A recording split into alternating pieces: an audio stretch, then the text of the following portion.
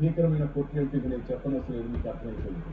Social మీడియాలో ప్రశ్నల వర్షం కురిపిస్తూ నీతులు చెప్తారు వినేవాళ్ళు ఉంటే అందరినీ ప్రశ్నిస్తుంటారు. మరి ఈ ప్రశ్నలకి నేను సమాధానం ఏంటి? మరి ఈ ప్రశ్న రావణ ముఠా తెర వెనుక నడిపిన ఈ లీలలు ఏ లీలలో అర్థం చేసుకోండి. టార్చర్ డ్రామాలు వింటే ఒళ్ళు గదురుకొస్తోంది.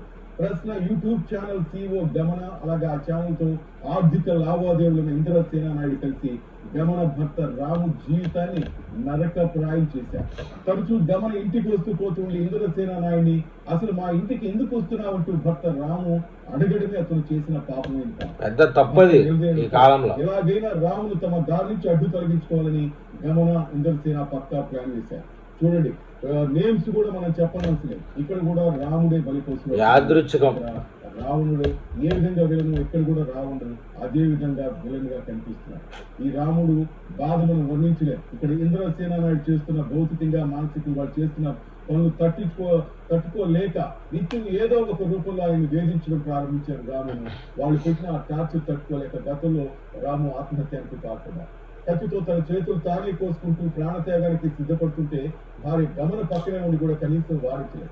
అటు ఇంద్రసేన నాయుడు చేతులు కోసుకున్న ఆ దృశ్యాలను ఏ మాత్రం చెల్లించకుండా సెల్ ఫోన్ తో వీడియో తీస్తూ తీస్తారు దుర్మార్గులు, ఆధునిక దుర్మార్గులు వైపు వీడియో రికార్డ్ చేశాడు తప్ప ఆ కత్తిని లాక్కుని అతని ప్రాణాలు కాపాడే ప్రయత్నం కూడా అసలు చేయలేదు. వాడి పేరు రావణాసురుడు. అందుకే రికార్డుతో బయటపడి టార్చర్ గ్యాంగ్ భాగవతాలు చూసి పోలీసులు సైతం ముక్కన వేలేసుకుంటున్నారు.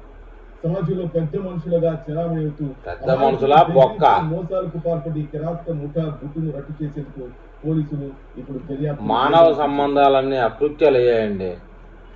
భీకరమైన పొట్టింటికి నేను చెప్పనవసరం లేదు, మీకు అర్థమైపోయింది. మొత్తానికి గమన ఆమె భర్తని అంతమొందించడానికి ఈ పాల్పడిందనడానికి ఈ వీడియో ఒక నిదర్శనం చాలు కదండి.